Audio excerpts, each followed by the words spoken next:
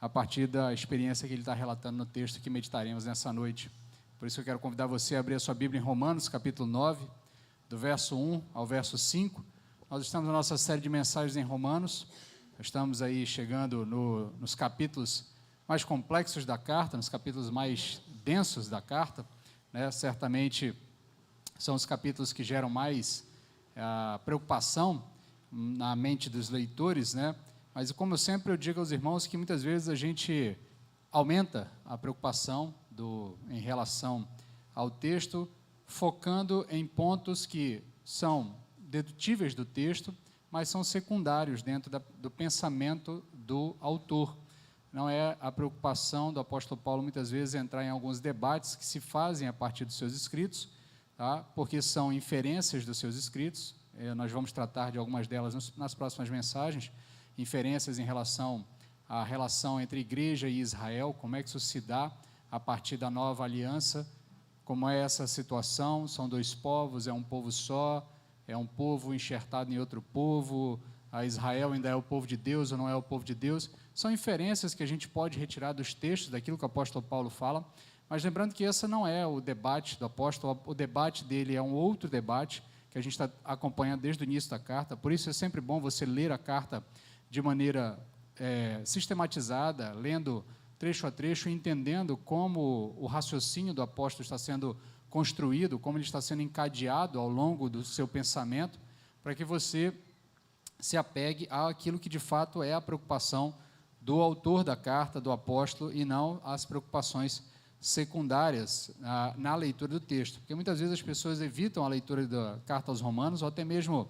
evitam um estudo na carta, por achar que é uma carta com muitas polêmicas, com muitas questões difíceis de entender, ainda que Pedro tenha dito que o apóstolo Paulo escreve muitas coisas que são difíceis de entender, mas em certo sentido, às vezes a gente complica mais do que o necessário. Mas esse trecho aqui, o capítulo 9, ele vai iniciar este debate do apóstolo Paulo sobre a relação de Israel com a igreja, a relação entre as alianças, entre a nova e a antiga aliança aplicada, em especial, ao povo de Israel, essa discussão agora, porque o apóstolo Paulo vem anunciando, desde o início da carta, o evangelho, esse evangelho que fala de Jesus Cristo, como sendo o evangelho que tem poder para salvar. E ele já explicou ao longo da carta que alguns elementos que os judeus tinham como elementos de segurança, de garantia, que lhes dariam salvação, ou que lhes confeririam um status de superioridade nessa questão da salvação, esses elementos não têm poder se eles não estiverem associados a um elemento interno, a uma ação interna do Espírito Santo de Deus. Ele vai usar especificamente a questão da circuncisão. Ele vai dizer que não adianta ser circuncidado externamente se não houver uma circuncisão do coração, uma circuncisão que é operada pelo Espírito. E aí, ao longo da carta, ele vai, de vez em quando, usar os judeus como uma espécie de exemplo negativo de pessoas que não reconhecem a sua condição e, ao não reconhecerem a sua condição, tropeçam naquilo que essa condição impõe a todos. Então, quando ele diz que todos os homens são pecadores, ele está colocando exatamente judeus e gentios na mesma condição. E aí muitos poderiam se questionar, mas e aí, os judeus não têm a lei, não têm os profetas, não têm os símbolos, não têm a circuncisão, não têm as festas, não têm as alianças, então será que os judeus são pecadores tanto quanto os outros? E aí o apóstolo Paulo vai deixar claro que todos pecaram e destituídos estão da glória de Deus, e em certo sentido isso vai gerando alguma espécie de inconformismo da parte dos judeus. E aí ele termina ali o capítulo 8 em um tom bastante eufórico. Quem acompanhou as últimas mensagens, né, a gente foi vendo trecho a trecho do capítulo 8, ele começa explicando toda essa questão, ele vai explicar lá no início que todos são pecadores e precisam de justificação. Essa justificação se dá mediante a ação de Cristo Jesus, a obra de Cristo Jesus. Nós nos apoderamos dessa justificação pela fé. A fé é reconhecer e confiar na obra de Jesus para encontrar salvação. Então você se lança em uma dependência total da obra de Cristo para encontrar salvação. E uma vez que você deposita a fé em Cristo, você então recebe o status de justificado por Deus. Uma vez justificado, seus pecados estão perdoados, você tem paz com Deus. E aí começa um processo de transição de uma realidade caída para uma realidade justificada, uma realidade de graça, uma realidade agora onde você é filho de Deus, onde você não é mais um estranho a Deus, mas você é alguém que ama a Deus e de fato pode fazer a vontade de Deus, porque agora você está livre do pecado. Esse processo de transição que a gente chama de santificação, esse processo que você sai de uma realidade indo para outra realidade, é auxiliado pelo Espírito Santo, é o que ele explica ali no finalzinho do capítulo 7 e especialmente ao longo de todo o capítulo 8, que o Espírito Santo de Deus é que nos auxilia nesse processo de transição, nos ensinando a ser filhos, nos ensinando a nos comportar como filhos de fato, nos moldando à imagem e semelhança de Jesus, e aí ele vai mostrando essa ação, esses elementos que o Espírito Santo produz em nossas vidas, esses frutos que ele vai produzindo na nossa vida, nos moldando à imagem de Jesus, nos conformando à imagem de Jesus, a ponto de que ele afirma no capítulo 8 que todas as coisas cooperam para o bem daqueles que amam a Deus, daqueles que foram chamados segundo o seu propósito, daqueles que foram moldados à imagem e semelhança de Jesus, daqueles que estão sendo moldados à imagem e semelhança de Jesus. Então, o apóstolo Paulo vai dizer que há uma conjuntura que envolve não apenas os eventos da sua vida pessoal, mas toda uma conjuntura cósmica de tudo aquilo que Deus organizou ao longo de toda a história do espaço e tempo, para que tudo aquilo concorresse para que você fosse moldado à imagem do nosso Senhor Jesus Cristo. E isso, para o apóstolo Paulo, é motivo de grande alegria, porque nós não estamos sozinhos nessa empreitada, nós não estamos sozinhos nessa tarefa, não é nossa tarefa nos moldar à imagem de Jesus, mas graças a Deus que o Espírito Santo de Deus nos molda à imagem e semelhança de Jesus. E aí ele finaliza o capítulo 8 com um grande cântico, um grande canto de alegria que nós celebramos, nós meditamos nesse texto na Páscoa ali, de uma maneira bem propícia, porque ele, diante de todas essas realidades que ele foi explanando ao longo do capítulo 1 até o capítulo 8, ele finaliza dizendo, olha, diante de todas essas coisas, o que nós podemos dizer? Se Deus é por nós, quem será contra nós? Se aquele que deu o seu próprio Filho em favor de nós, por que então ele negaria alguma outra coisa? Se ele nos deu o seu próprio Filho, por que não nos daria com o Filho todas as outras coisas? Então ele constrói ali um raciocínio e finaliza o capítulo 8 em uma grande ode de alegria, em um grande momento ali de exultação, e aí ele vai finalizar dizendo que nem a morte, nem a vida, nem anjos, nem espada, nem poderes, nem altura, nem a morte, nem qualquer outra coisa poderá nos separar do amor de Cristo Jesus, do amor de Deus que está em Cristo Jesus, o nosso Senhor. Então o capítulo 8 termina numa grande festa, numa grande alegria, num grande momento de exultação. E aí ele abre o capítulo 9, porque ele abre o capítulo 9 mudando o tom muda drasticamente, sai de um tom de alegria e vai para um tom de tristeza. Ele começa agora a relatar uma dor, uma tristeza, uma agonia que está consumindo o apóstolo, exatamente porque, em algum sentido, os seus irmãos, os judeus, não conseguiram compreender toda aquela mensagem poderosa que ele vem aplicando, que ele vem explicando para nós ao longo dos primeiros capítulos, desde o capítulo 1 até o capítulo 8 da carta aos Romanos. E aí eu quero convidar você a meditar na dor do apóstolo, entender o que isso significa para ele, para o autor propriamente dito, e depois como isso se aplica às nossas vidas neste momento e como nós podemos usar esse trecho para sermos moldados um pouco mais à imagem e semelhança de Jesus. E aí eu quero convidar você a ler o texto comigo, são 5 versos apenas, trecho curto, mas, como sempre, bastante denso, com bastante coisa para tirarmos para as nossas vidas aqui. Então, continuando, o apóstolo diz: digo a verdade em Cristo, não minto. Minha consciência dá testemunho comigo, no Espírito Santo, de que tenho grande tristeza e incessante dor no coração, porque eu mesmo desejaria ser amaldiçoado e excluído de Cristo, por amor de meus irmãos, meus parentes segundo a carne. Eles são israelitas, e deles são a adoção, a glória, as alianças, a promulgação da lei, o culto, as promessas. Deles são os patriarcas, e deles descende o Cristo, segundo a carne, o qual é sobre todas as coisas, Deus bendito eternamente. Amém. Então o apóstolo começa esse trecho fazendo aqui uma espécie de afirmação solene. Ele é bastante enfático. Perceba que ele, além de quebrar o tom, ele vem num tom de alegria e muda agora para um tom de tristeza. Ele, nessa quebra, nessa transição, ele é bastante enfático na sua afirmação. Ele está muito preocupado com os seus leitores, para que ninguém duvide do que ele está falando.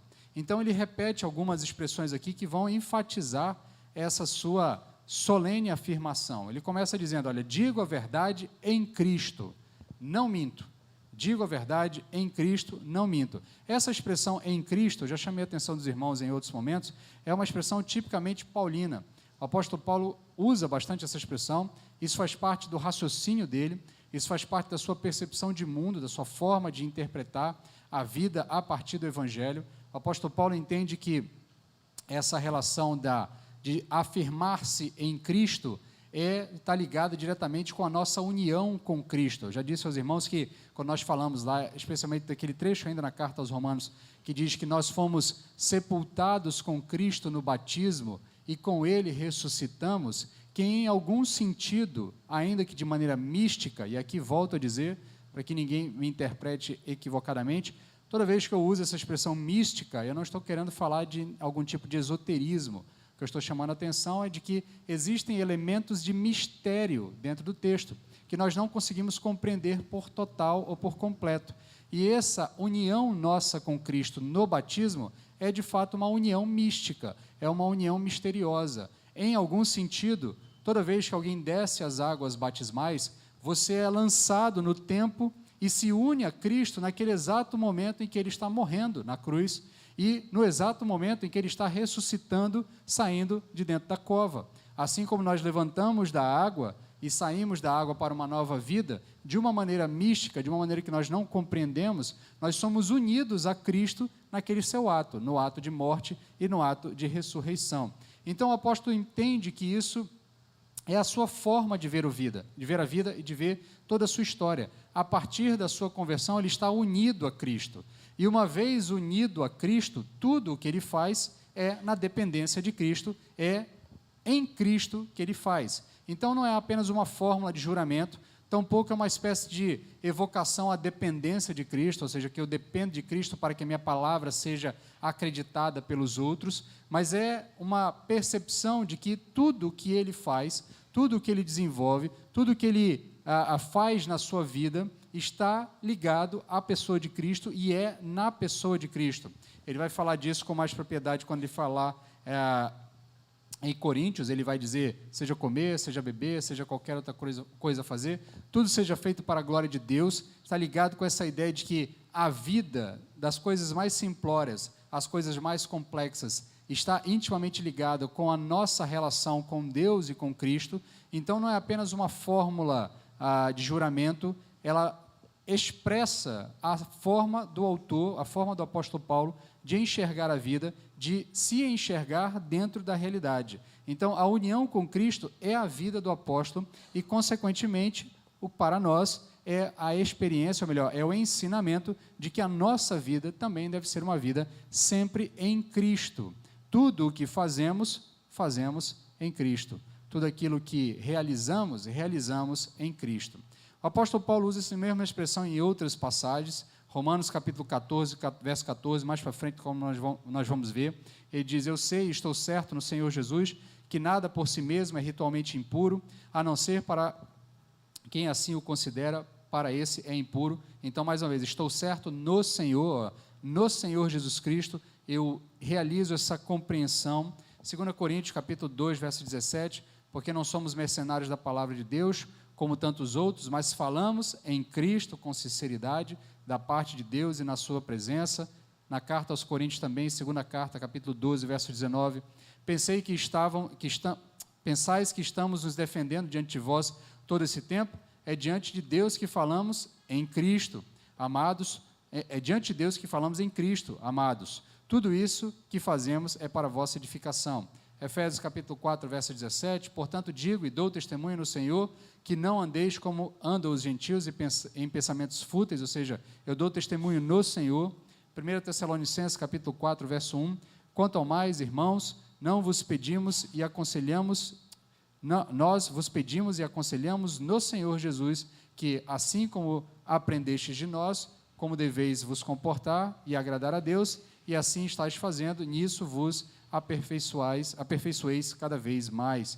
Então, o apóstolo Paulo deixa claro que a forma como ele vê a vida é a vida em Cristo. Então, suas afirmações são afirmações em Cristo. Então, essa ideia que o apóstolo Paulo transmite com essa expressão, vem da concepção dele de que toda a vida e todo o texto bíblico, e tudo aquilo que é revelado para nós, tudo aquilo que nos é anunciado da parte de Deus, ou seja, toda a nossa existência é uma vida em torno de Deus e para a glória de Deus. Então, em outros momentos, o apóstolo Paulo também transmite esse mesmo tipo de ideia, Romanos 11, capítulo 36, porque todas as coisas são dele, por ele e para ele, a ele seja dada a glória eternamente, amém.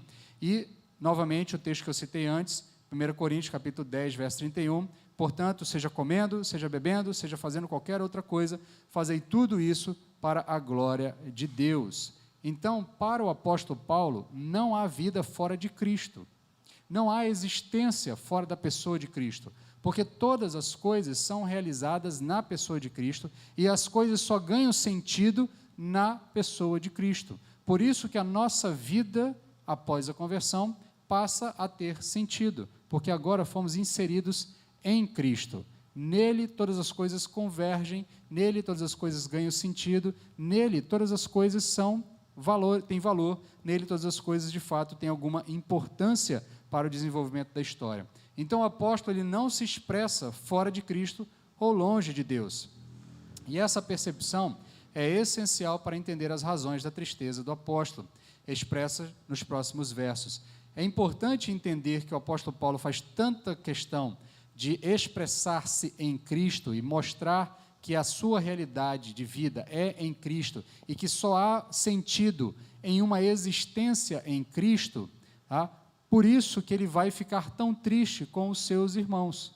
Isso tem tudo a ver com o fato dos seus irmãos não estarem em Cristo. Essa é a grande dor do apóstolo que ele vai desenvolver ao longo dos próximos versos aqui. Qual é a grande dor, qual é a grande tristeza do apóstolo? Que os seus queridos, os seus parentes de sangue, os judeus, não estão em Cristo. Uma vez não estando em Cristo, pelas razões que a gente vai ver aqui ao longo da exposição da mensagem, razões que a grande maioria de nós já conhece, mas o fato é que não estando em Cristo, para estes a vida não tem qualquer valor ou qualquer sentido, porque a vida só tem valor e sentido em Cristo. E isso que é o grande problema para o apóstolo Paulo, é isso que traz a dor a seu coração, é olhar para os seus parentes, para os seus amigos, e entender, e perceber, e constatar que uma vez que eles estão fora de Cristo, as suas vidas não têm valor, não têm sentido. Então, Paulo faz essa solene afirmação aqui, ele afirma, olha, digo a verdade em Cristo, não minto.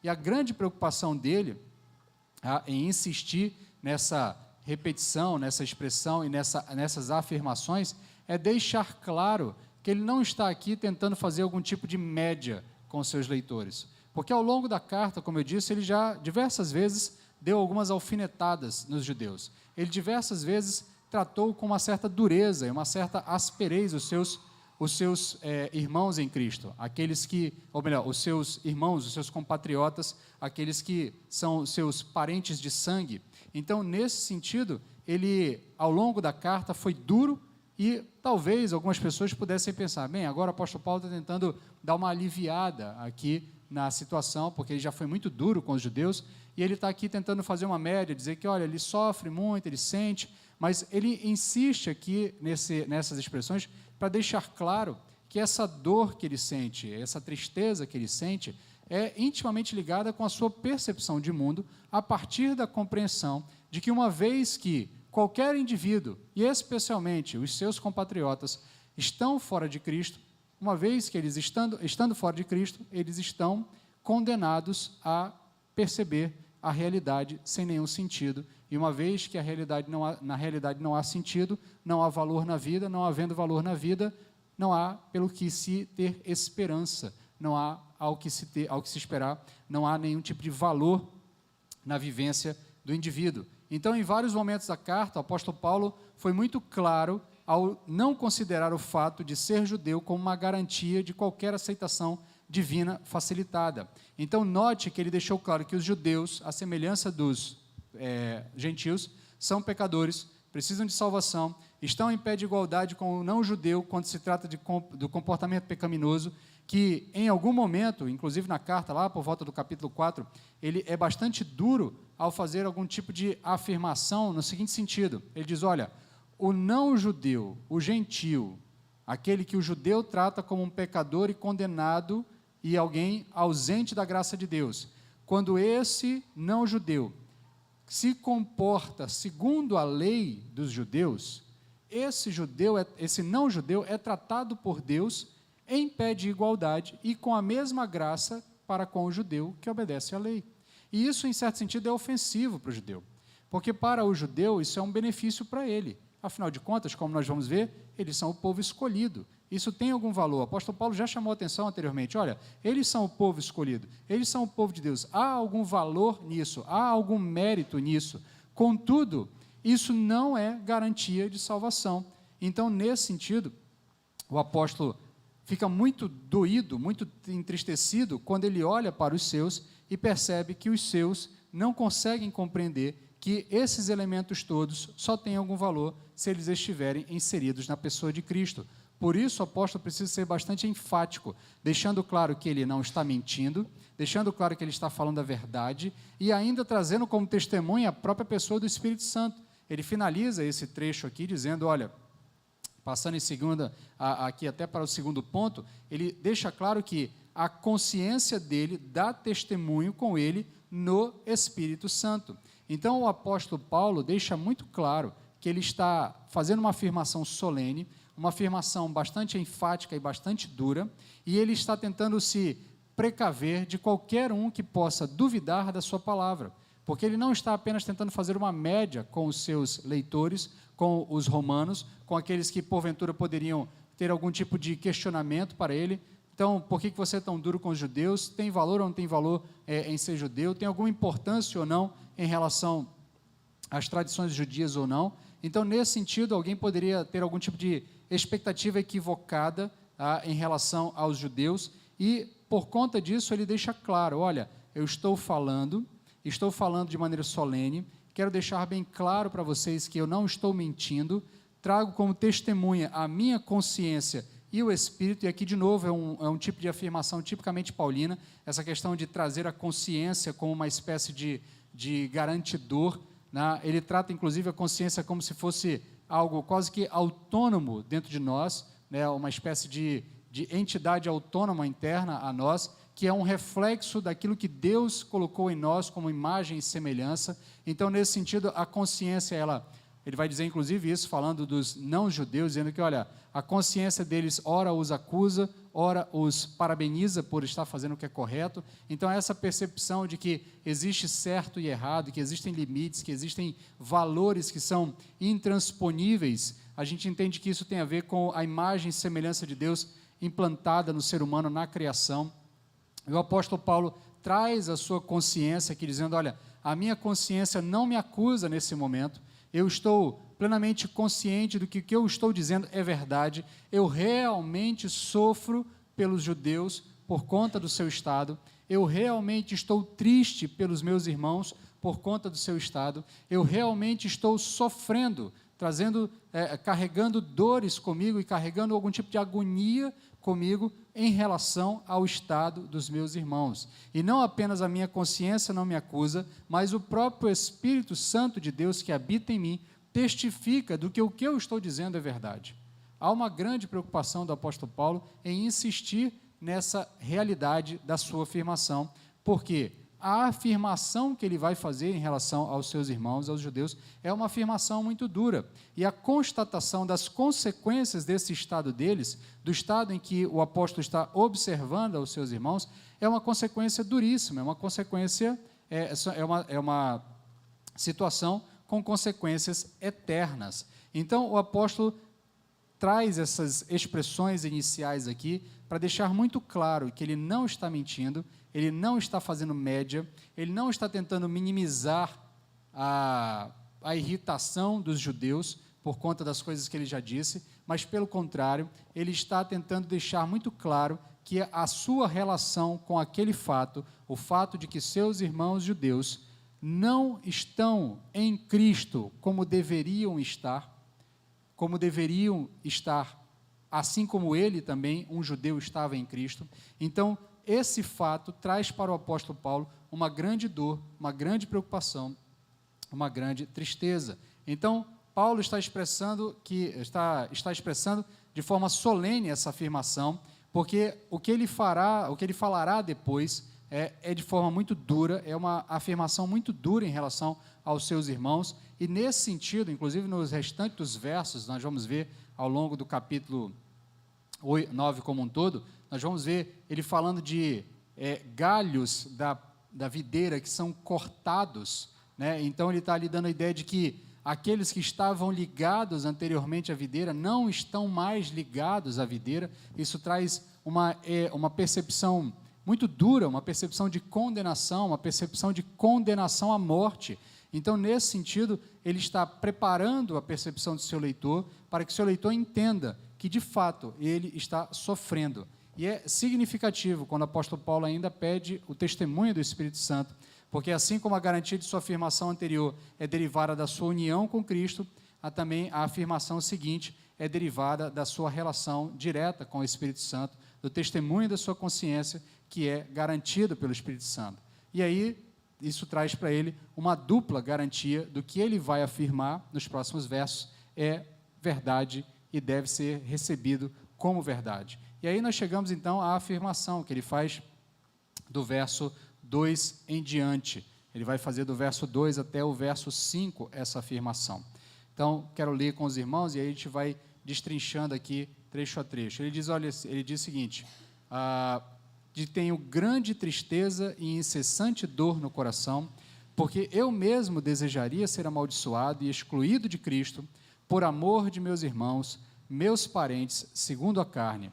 Eles são israelitas, e deles são a adoção, a glória, as alianças, a promulgação da lei, o culto, as promessas, deles são os patriarcas, e deles descende o Cristo, segundo a carne, o qual é sobre todas as coisas, Deus bendito, eternamente.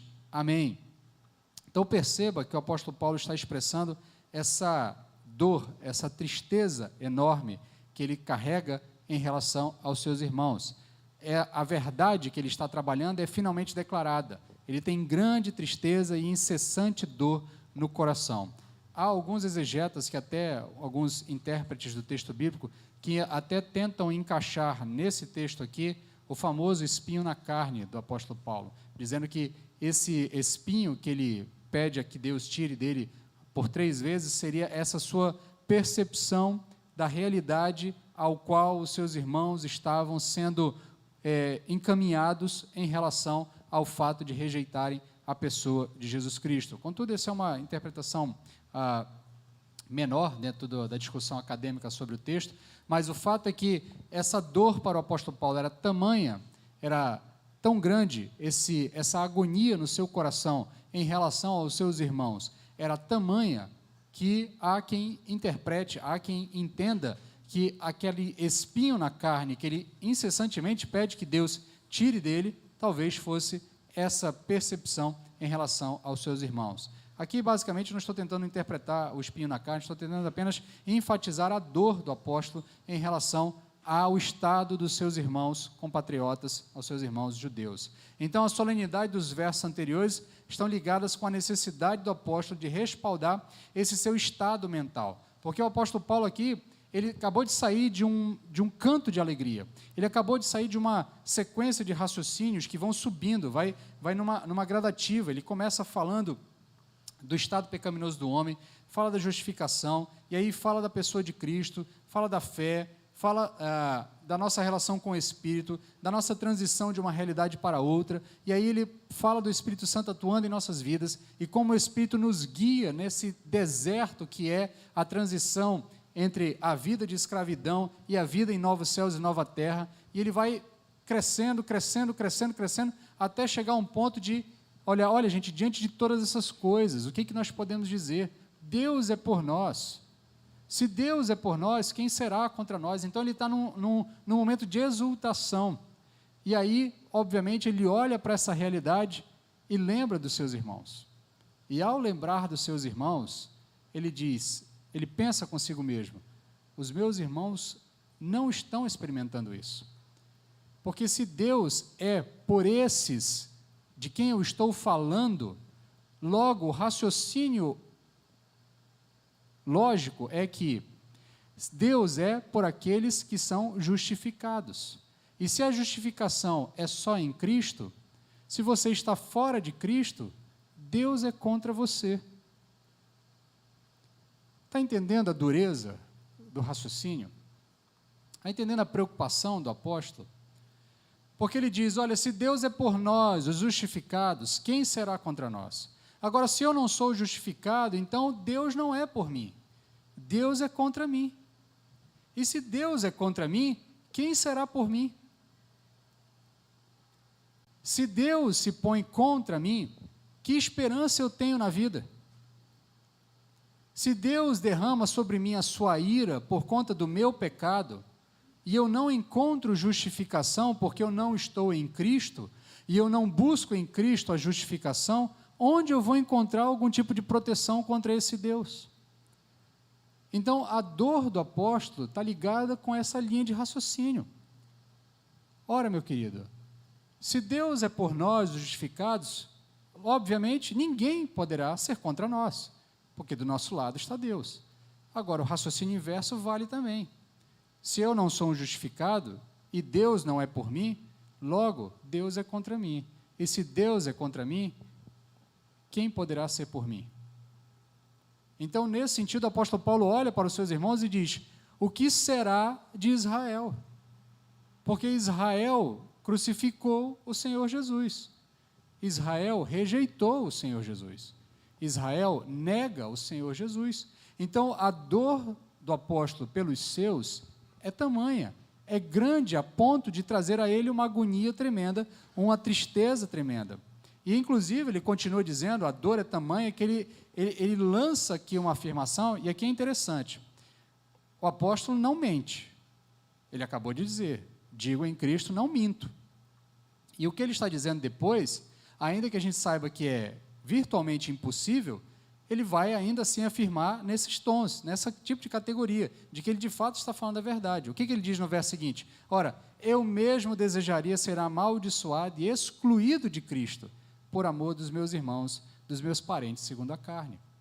Isso aqui não é uma hipérbole, não é um ato do apóstolo tentando fazer uma frase de efeito, entendeu? Essa é a verdade que brota no coração do apóstolo. Esse é o sentimento do apóstolo em relação aos seus. Se fosse possível, ele sairia da graça para que os seus irmãos entrassem na graça. Se fosse possível, ele seria condicionado, ele seria considerado amaldiçoado, afastado de Cristo, afastado de todos esses benefícios que ele falou ao longo do capítulo 1 até o capítulo 8, desses benefícios que culminam numa frase, num texto solene, ou num cântico solene. Ora, se Deus é por nós, quem será contra nós? O que o apóstolo Paulo está dizendo, olha, se fosse possível, eu preferia estar contra Deus, a fim de que meus irmãos pudessem estar junto com Deus, a fim de que meus irmãos pudessem ter Deus a seu favor. Eu abandonaria tudo isso. E aqui não entenda, o apóstolo, ele não está, volta a dizer, ele não está fazendo média. A nossa tendência é olhar o texto muitas vezes e pensar, bem, aqui ele está apenas fazendo uma hipérbole, aqui ele está fazendo algo, né, elevando aqui um pouco, para que o texto fique mais apoteótico. Não, ele insiste. Lembra, eu gastei um bom tempo do início da mensagem explicando que ele está fazendo uma afirmação solene.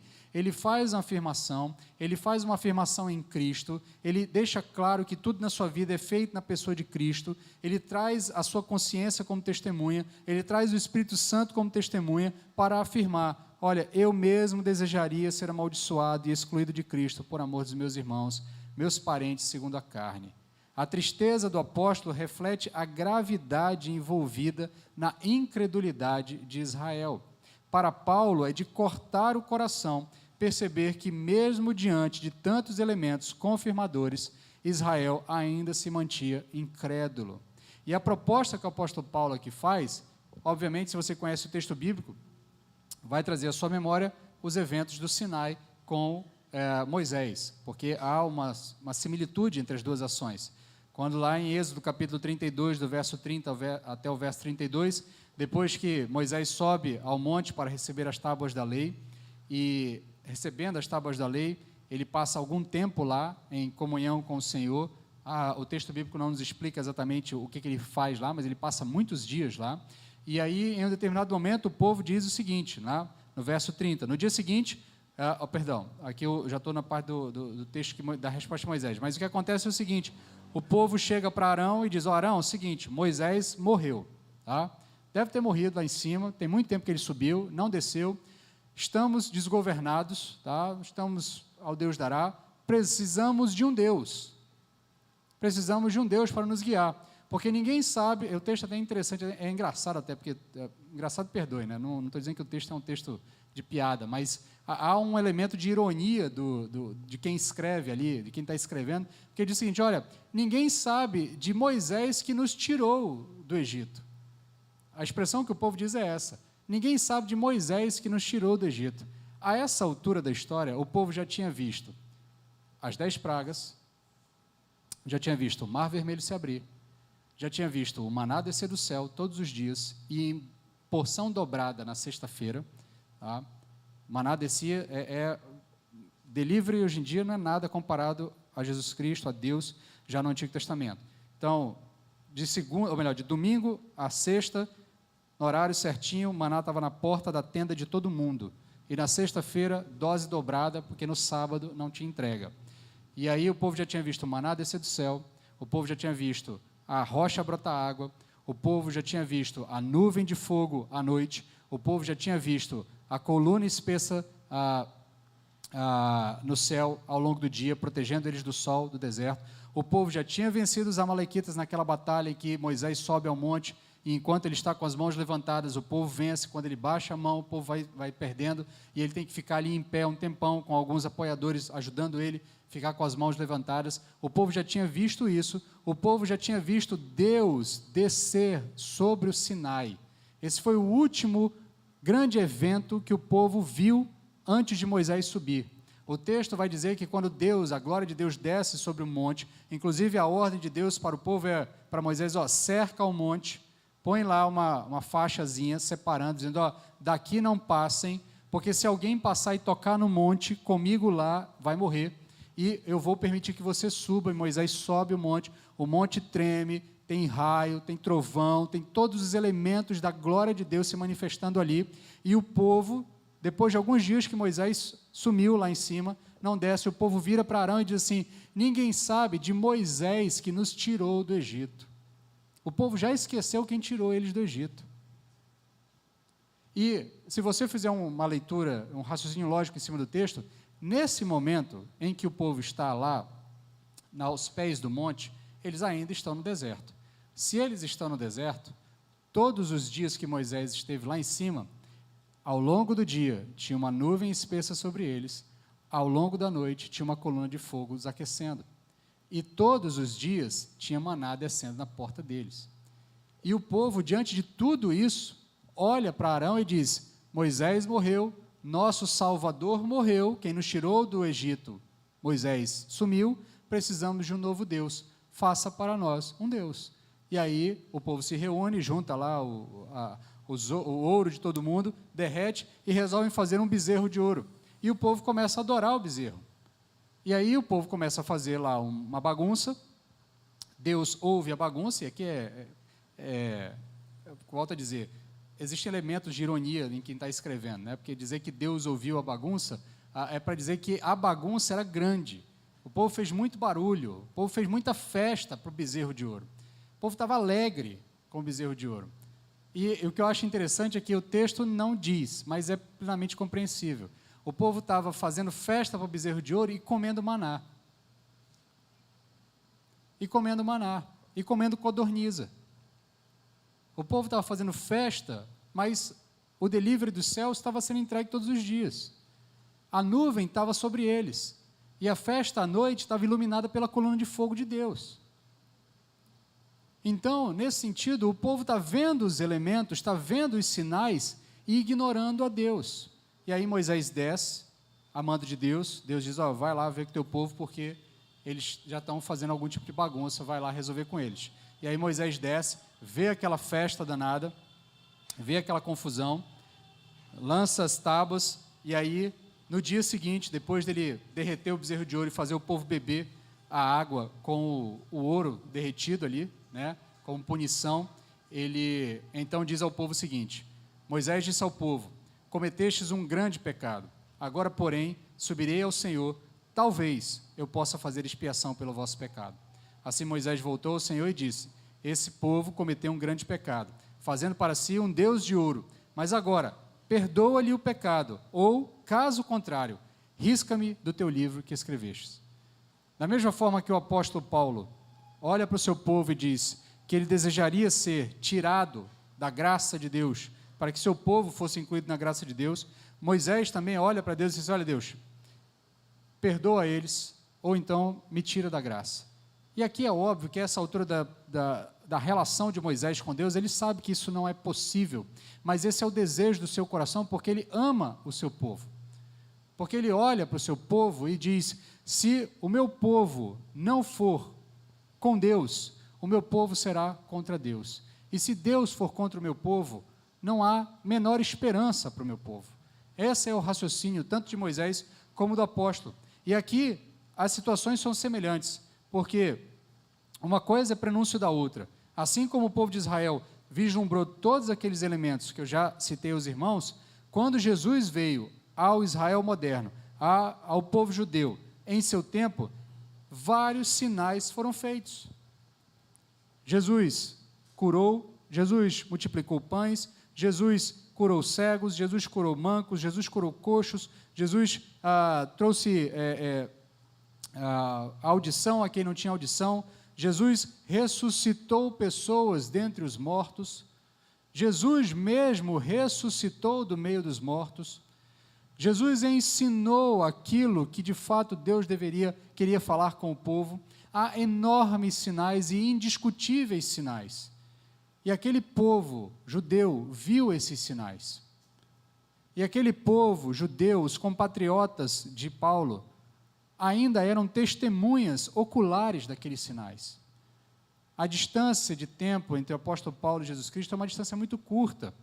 Ainda o apóstolo Paulo, embora provavelmente fosse um adolescente durante o período em que Jesus Cristo desenvolveu o seu ministério, o fato é que haviam muitas testemunhas oculares. O próprio apóstolo Paulo clama por essas testemunhas em uma de suas cartas. Ele diz, olha, eu vi o Senhor ressurreto, e além de mim, outras tantas pessoas viram, inclusive muitas delas estão vivas até hoje. Então, os sinais eram claros diante de Israel, diante do povo judeu, e o povo judeu rejeitou esse Senhor.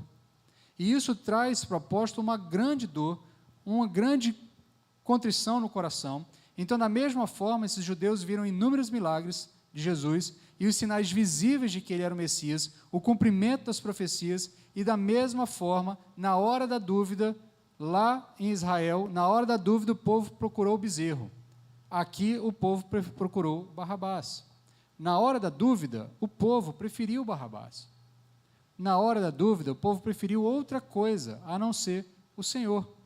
Ou seja, Israel, aqui é interessante porque você tem a sensação de que Israel está na porta do céu. Porque o apóstolo vai citar mais para frente, dizendo, olha, eles têm inúmeras vantagens. Deles são os patriarcas. A história deles. eles não estão falando de uma história além deles. Nós, o povo de Deus, que vive pós Novo Testamento, os gentios, como a Bíblia nos trata em certo sentido, a nossa história é distinta dessa história. Não há uma ligação de laços familiares. Não é a história do nosso povo. É a história do nosso povo porque nós nos identificamos espiritualmente, mas a identificação deles é mais profunda. É a história deles. Para mim, a história do Egito, da libertação do povo do Egito, tem significados espirituais. Mas para um judeu, além dos significados espirituais, tem significados históricos, significados mais profundos. Então o apóstolo diz, deles são os patriarcas, deles são a adoção. Deus escolheu foi Israel. Dentre todas as nações do mundo antigo, Deus escolheu Israel. Deus não escolheu os babilônicos, Deus não escolheu os egípcios, Deus não escolheu os sumérios, não escolheu os assírios, não escolheu os sírios, não escolheu nenhuma dessas grandes nações, dessas grandes potências. Ele escolheu Israel. Então existe um valor nisso. Deus falava com Israel. Deus enviava o profeta para falar com Israel. Deus descia em sua glória no Santo dos Santos, no templo que ficava em Israel. Então há uma série de elementos que o apóstolo diz, isso tem vantagem, isso tem valor. Esse povo está às portas do céu. E das portas do céu, eles vão em direção ao inferno. Porque uma vez que eles rejeitam esse Deus que se revela a eles, só há um caminho, a condenação eterna. Porque fora de Cristo não há salvação. Fora de Cristo não há justificação. Além de Cristo, é impossível você entrar em paz com Deus. Os elementos todos, o culto, o templo, tudo que havia de apontar para a pessoa de Jesus Cristo e me fazer entender quem é Jesus de fato, isso tudo só ganha sentido, só ganha valor quando eu olho para a pessoa de Cristo. Isso por si só não tem valor nenhum, especialmente depois da pessoa de Cristo. Uma vez que Cristo veio, todos esses elementos, eles perderam a sua importância. Mas o povo preferiu ficar agarrado a esses elementos. E uma vez agarrados a esses elementos, eles saem da porta do céu em direção ao inferno. Eles tinham tudo e no fim é como se não tivessem nada. Então essa é a dor do apóstolo. É óbvio que mais para frente ele ainda vai dizer, será que Deus desistiu de Israel? É as próximas palavras, nos próximos versos que nós veremos na semana que vem. Ele diz, será que Deus desistiu de Israel? E ele vai dizer, não, calma lá, espera, eu ainda vou tratar desse assunto. Tá? E nós também trataremos posteriormente. Mas o fato é que, diante do quadro que ele está enxergando, a realidade que se contempla é uma realidade de condenação. O povo rejeitou o Senhor. O povo rejeitou o Deus encarnado. O povo rejeitou a revelação completa de Deus. Então, essa dor do apóstolo, essa é a dor do apóstolo, saber que o seu povo, seus amigos, seus familiares, seus entes queridos, aqueles que tiveram tudo nas mãos, estão simplesmente jogando tudo fora. E não se trata apenas de uma questão de perspectivas diferentes. Aqui eu quero fazer um breve parênteses, tá? Às vezes, muitas vezes nós, cristãos, ocidentais especialmente, tentando quase que limpar a barra dos judeus, em certo sentido, e entendam quando eu estou dizendo aqui, eu estou tentando ser bem simplório nas minhas palavras. Às vezes a gente tem que dizer, não, é porque eles têm uma perspectiva diferente de Deus, eles têm uma perspectiva diferente do Cristo, então a gente tenta minimizar. Gente, o texto bíblico não minimiza, tá? Ou você está em Cristo, ou você está fora de Cristo. Ou você está em Cristo e é justificado, ou você está fora de Cristo e não é justificado. Abraão não foi justificado porque cumpriu a lei, Abraão foi justificado porque teve fé na promessa, a promessa que envolve o Cristo. Essa é a razão da justificação de Abraão. É por isso que Abraão está no céu, aguardando a ressurreição dos mortos para viver com Deus eternamente em novos céus e nova terra. Não é porque ele obedeceu à lei. O apóstolo Paulo explica isso ao longo da carta. Moisés está aguardando a ressurreição, aguardando viver eternamente com Deus em novos céus e nova terra, não porque ele obedeceu à lei que ele trouxe do Sinai para o povo, mas porque ele teve fé na promessa. a promessa que envolvia o Cristo. Todos os salvos do Antigo Testamento são salvos porque tiveram fé no Cristo que viria. Assim como aqueles a partir do Novo Testamento são salvos pela fé no Cristo que veio. Fora de Cristo não há salvação. Então não é só uma questão de perspectiva. Não é só uma questão de que eles entendem de um jeito e a gente entende de outro. O texto bíblico é claro, ou você está em Cristo ou você está fora de Cristo. Em Cristo há justificação, fora de Cristo não há justificação. Todos os elementos da tradição judaica, desassociados de Cristo, não têm valor ou poder para salvar absolutamente ninguém. Então não é só uma questão de mera perspectiva, tá? Então não é que os judeus têm uma perspectiva diferente sobre Deus, mas se trata do fato de que eles estavam rejeitando Jesus. Essa é a preocupação do apóstolo. É a preocupação de que o seu povo está rejeitando Jesus. Eu sempre lembro do texto final de Atos, quando o apóstolo Paulo vem a Roma, ele procura então a sinagoga dos judeus em Roma, explica para eles por que ele estava ali, ele diz, olha, eu estou aqui porque eu estou sendo condenado por pregar a ressurreição, que de fato, e aí de manhã eu chamei a atenção para essas sacadas dos autores bíblicos, né? E o apóstolo Paulo tem essa sacada também no seu debate, no seu julgamento, né? Ele está sendo acusado pelos seus opositores, e aí ele saca uma percepção, ele diz, olha, eu sou fariseu, os fariseus acreditam na ressurreição, eu prego Jesus Cristo, o Jesus Cristo ressurreto. Logo, eu estou sendo perseguido porque estou pregando a ressurreição. E aí ele confronta os seus opositores, dizendo, vocês não acreditam na ressurreição? E aí isso é que gera os debates dentro da discussão do julgamento do apóstolo Paulo, que abrem espaço para que ele não seja condenado de uma maneira ali injusta, né? Da mesma forma como foi feito com Jesus, né? Num processo de ir minando as possibilidades de defesa. Quando ele saca essa, ele diz, olha, eu estou pregando a ressurreição. Se vocês estão dizendo que eu estou cometendo algum tipo de pecado, é porque vocês não acreditam na ressurreição. Então, logo, vocês não são fariseus. E aí, com isso, ele consegue ir para frente no seu julgamento, né? E aí ele chega até em Roma, aí ele se reúne com os irmãos judeus ali em Roma, explica para eles, olha, eu estou aqui porque eu estou sendo perseguido, estou pregando a ressurreição dos mortos. E aí ele explica, aí inclusive ele diz, olha, vocês devem ter recebido cartas dizendo que eu viria. Aí os judeus de lá dizem, olha, ninguém nos avisou dessa sua chegada aqui, então aparentemente ninguém estava nem aí para a situação, mas aí ele aproveita e diz, então eu vou aproveitar, vou explicar o porquê que eu estou sendo perseguido. Aí ele explica o evangelho, ele anuncia que Jesus Cristo é a concretização das promessas, ele explica como Jesus Cristo é o Messias esperado, que ressuscitou dentre os mortos e nos possibilita a justificação plena diante de Deus. E aí ele fala para aquele grupo de judeus, e aquele grupo de judeus começa um debate entre eles, eles discutem, o texto diz que uns entendem que Paulo tem razão, outros entendem que o apóstolo Paulo não tem razão, mas eles não chegam a um consenso, e por não chegarem a um consenso, ele diz para o apóstolo Paulo, olha Paulo, deixa isso para lá, segue sua vida, a gente vai seguir a nossa, tá? A gente não quer dar ouvidos ao que você está dizendo, nós não queremos entrar nessa discussão, nós vamos seguir a nossa vida. E aí ele fala uma frase final, uma frase que é bastante dura, se você entender esse contexto todo, ele diz, olha, esse evangelho que eu estou anunciando a vocês, eu anunciarei aos gentios, e os gentios vão abraçar ele, e os gentios vão receber ele, e os gentios vão continuar com ele. Esse evangelho que é poder de Deus para a salvação de todo aquele que crê. Basicamente, o que o apóstolo Paulo está dizendo aos judeus é, se vocês rejeitarem esse evangelho, vocês estão condenados.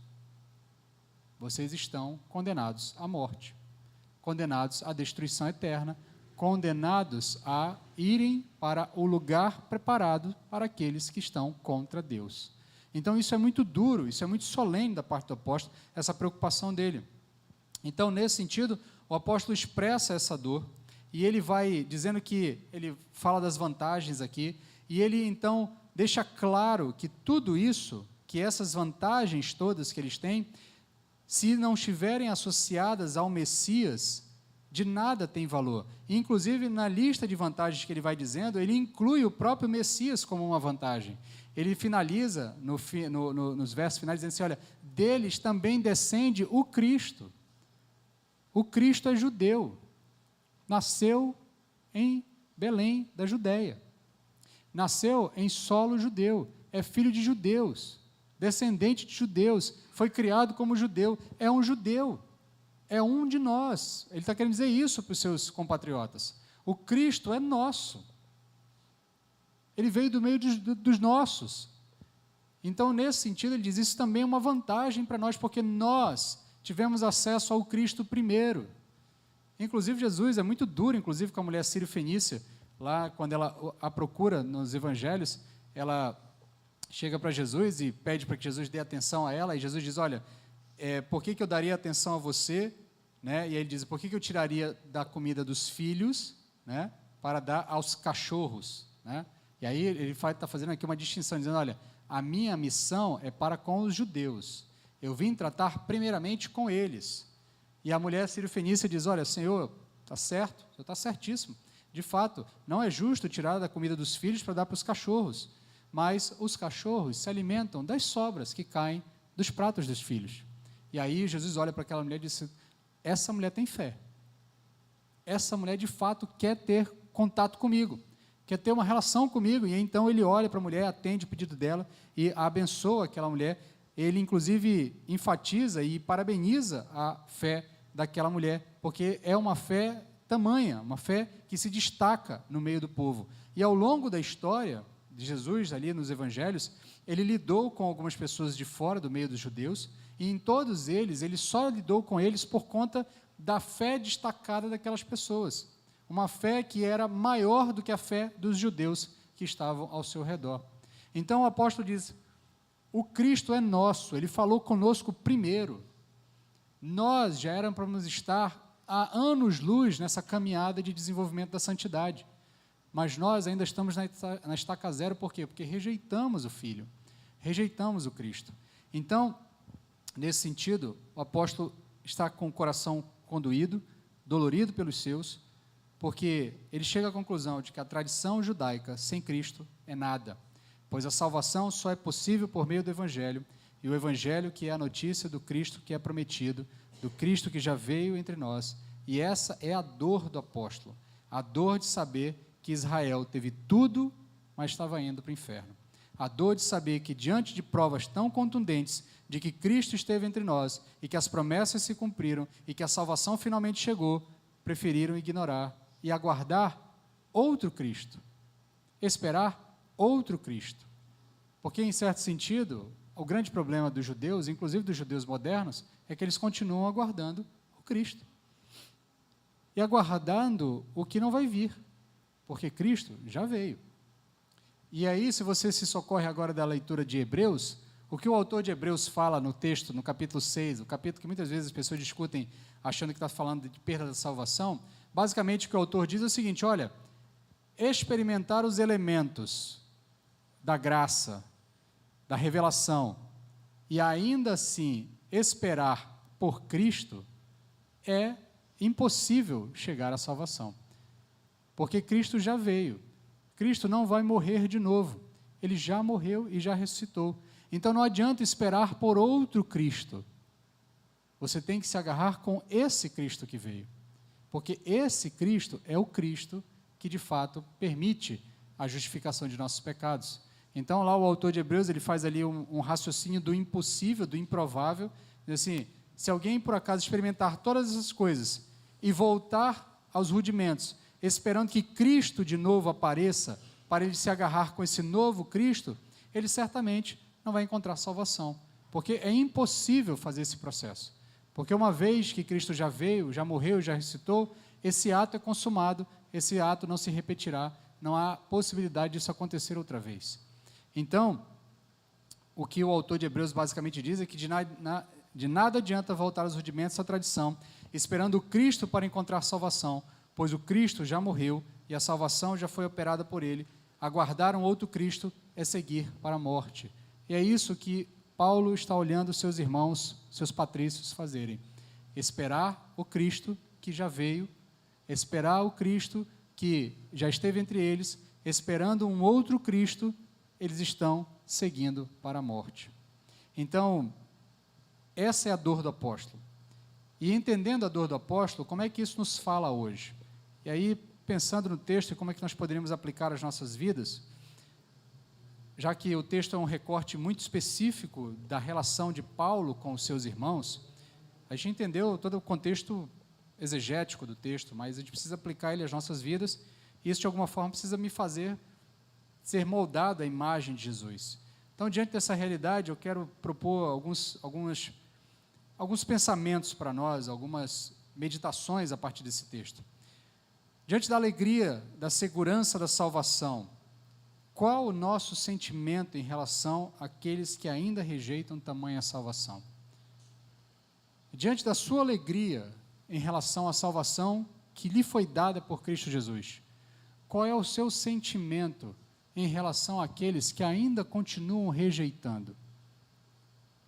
Muitas vezes nós vivemos na nossa caminhada de fé muito enclausurados em nós mesmos e na nossa realidade, né? Então, a salvação nos foi dada pela graça, nós celebramos ela, todos os domingos nós nos alegramos, todos os domingos nós celebramos o Cristo morto e ressurreto, que nos justificou diante do Pai, nos trouxe paz com Deus, nos prepara para novos céus e nova terra, nos guia na direção dessa realidade, nos ajuda nas nossas dificuldades, mas ao mesmo tempo, ao nosso redor, tem tantas outras pessoas rejeitando o Cristo que já se revelou a elas também.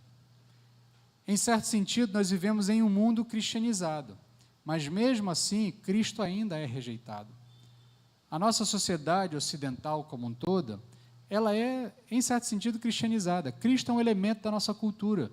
Todas as pessoas sabem que Cristo, por alguma razão, morreu e ressuscitou para nos salvar. As pessoas chamam Cristo de o Redentor. Na cidade do Rio de Janeiro tem uma estátua enorme chamada Cristo Redentor. E as pessoas visitam o Cristo, tiram fotos. É certo que muitos se perguntam, talvez não reconheçam o vocabulário Redentor, mas pode ser que alguém pergunte, o que significa Redentor? Alguém vai explicar, não, é Salvador. Nós temos N cidades no país que estão associadas a isso. A capital da Bahia se chama Salvador. Salvador em homenagem a Cristo, o Salvador. Há um estado inteiro no nosso país chamado Espírito Santo. Está ligado ao Espírito Santo de Deus. Há tantas outras cidades que têm algum tipo de nome associados à pessoa de Jesus Cristo ou ao seu ato salvífico. Em certo sentido, esses conceitos estão misturados na nossa cultura.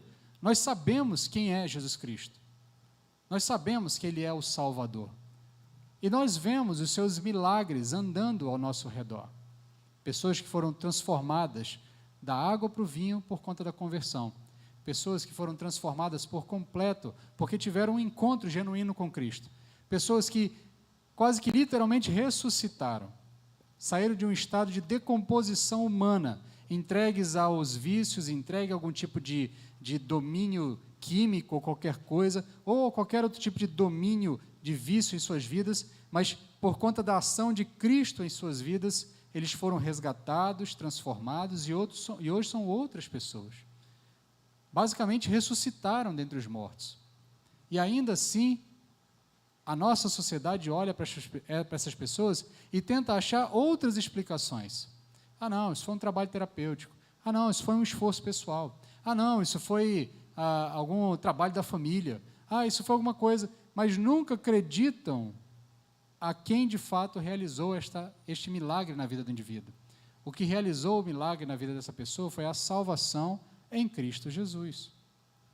Então, nesse sentido, o mundo está diante dos milagres de Deus, mas continua rejeitando.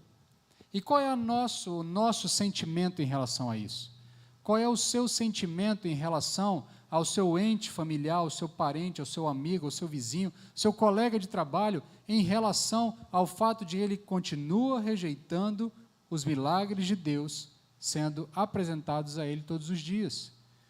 Será que o seu sentimento se aproxima ou se assemelha ao sentimento do apóstolo? Será que você pode dizer a mesma coisa que o apóstolo disse? Será que seu coração dói no mesmo nível da dor do coração do apóstolo? Talvez você possa tentar modular aqui e dizer, mas pastor, vamos lá, com calma, né? Deles são os patriarcas, né? Deles são a adoção, não é nosso, essas coisas não fazem parte da nossa história. Então, assim, talvez não seja tanto assim. Mas, como eu disse, em certo sentido, toda a nossa cultura está permeada pela obra de Jesus Cristo. Não há um indivíduo com quem você converse que não saiba, nem que seja por alto, quem é Jesus, ou o que Jesus fez. Ainda que a pessoa não acredite nisso, ela conhece de alguma forma. Então, nesse certo sentido, nós estamos vivendo uma realidade em que os nossos patrícios, os nossos irmãos brasileiros, estão se abraçando com a condenação por estarem rejeitando o Cristo que lhes é apresentado todos os dias, o Cristo que lhes é anunciado todos os dias. E aqui o ponto principal é que o apóstolo Paulo olha para os seus irmãos e isso lhe parte o coração, a ponto dele perder a paz mental, porque o relato dele ali é um relato de alguém que passa por sérios problemas emocionais, tá? Não é só uma dorzinha, não. Ele diz que o seu coração se torce, ele sente forte tristeza, tá? Alguém que pode ler isso aqui e diz assim, o apóstolo Paulo talvez seja alguém com depressão, ele pode estar numa depressão profunda, numa tristeza profunda, ele talvez precise de terapia. Mas o fato aqui é que ele olha para os seus e diz, vocês estão vendo os sinais e estão rejeitando. E isso me parte o coração. Será que o nosso coração está partido também pelos nossos?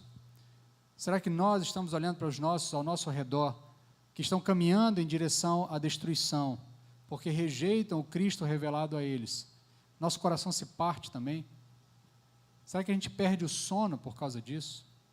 Será que a gente perde a paz, como o apóstolo Paulo aparentemente demonstra aqui, que perde a sua paz por conta dos seus irmãos? E aí, a segunda aplicação, derivada da primeira, é que a dor do apóstolo Paulo nos revela uma questão crucial. Sem Jesus não há salvação. Sem Jesus não há salvação. Não adianta vir à igreja, não adianta ser filho de crente, não adianta ser amigo de Israel, não adianta botar a bandeirinha de Israel no seu perfil da rede social, não adianta dizer que você apoia a causa dos judeus, não adianta dizer que você é simpático aos cristãos, que você entende que todos têm liberdade religiosa, que as pessoas devem expressar a sua fé da maneira como bem entender. Tudo que eu disse aqui, nada está errado, mas nada disso adianta para a salvação. O que adianta para a salvação é fé em Cristo Jesus. Só isso pode lhe dar salvação. Então, estar ao lado de Cristo, e aqui eu estou fazendo um paralelo com a expressão que o apóstolo Paulo inicia. Estar ao lado de Cristo é ir para o inferno. Só tem uma maneira de ir para o céu, estar em Cristo. Estar ao lado de Cristo, atrás de Cristo, na frente de Cristo, próximo de Cristo, pertinho de Cristo, isso não leva à salvação. O que leva à salvação é estar em Cristo, estar ligado a Cristo, unido a Cristo na sua morte e na sua ressurreição, participando da vida de Cristo por meio da vida da igreja de Cristo, por meio do corpo de Cristo, porque só há salvação em Cristo. Então, não adianta ser amigo da fé, você tem que ser unido a Cristo. Não adianta você ser amigo de Deus. Eu sei que a gente canta cânticos que falam que nós somos amigos de Deus, e não está errado o cântico não, no contexto do cântico ele está certo, mas o que eu quero fazer o contraste aqui é que não adianta você ser amigo da fé, amigo de Cristo, amigo do Evangelho. Antigamente tinha essa expressão, não, o fulano de tal é amigo do Evangelho. É aquela pessoa que frequenta a igreja, vem, aí participa, e aí senta. Eu lembro que, quando eu era criança, na igreja que eu frequentava, tinha um indivíduo que vinha, aí ele assistia a parte do culto, daqui a pouco ele saía para fumar um cigarro lá fora, né? E aí ele terminava o cigarro dele, ele voltava, sentava e assistia o culto, e aquilo para mim, obviamente, era estranho, criança, criado na igreja, até eu entender que ele era uma pessoa que ainda não havia se convertido, aquilo era um tanto quanto estranho, mas algumas pessoas se referiam a esse indivíduo como um amigo do Evangelho. Não, ele é amigo do Evangelho, ele vem à igreja, ele frequenta, ele assiste, ele gosta, ele até canta os hinos, ele conhece e tal, participa das nossas atividades, mas Se ele não está em Cristo, o seu destino é o inferno. Essa é a dor do apóstolo Paulo pelos seus. Saber que os seus, se não estão em Cristo, vão para o inferno. Essa deve ser a nossa dor por todos os outros. Porque se eles não estão em Cristo, eles vão para o inferno. E se nós não entendermos isso, que só aqueles que estão em Cristo é que encontrarão justificação e salvação, certamente a gente vai ignorar o estado das pessoas ao nosso redor, achando que outros caminhos podem levar a Jesus Cristo. Mas não há outro caminho. Só há um caminho, uma verdade e uma vida. E rejeitar Jesus é assinar uma sentença de morte. Vamos meditar sobre isso, que Deus fale aos nossos corações. Quero convidar você a baixar a cabeça para orarmos. Senhor, fala aos nossos corações por intermédio da Tua palavra e dá-nos esse sentimento do apóstolo. A mesma dor do apóstolo também precisa ser a nossa, a dor de olhar para aqueles que estão ao nosso redor e entender que eles precisam desesperadamente de Jesus para encontrar salvação. Por isso, Pai, fala aos nossos corações,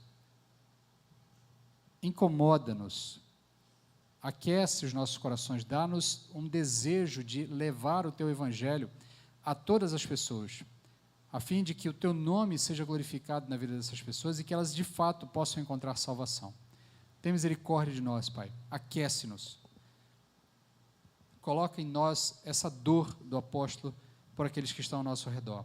Dá-nos a convicção, a certeza de que fora de Cristo não há salvação, para que a nossa preocupação aumente, para que nós não percamos a oportunidade de levar o Teu Evangelho, como o próprio apóstolo Paulo diz, pregando esse Evangelho a tempo e fora de tempo, em todo momento anunciando essa realidade de que só em Jesus Cristo encontramos salvação. É o que te pedimos, confiados na obra de Cristo. Amém.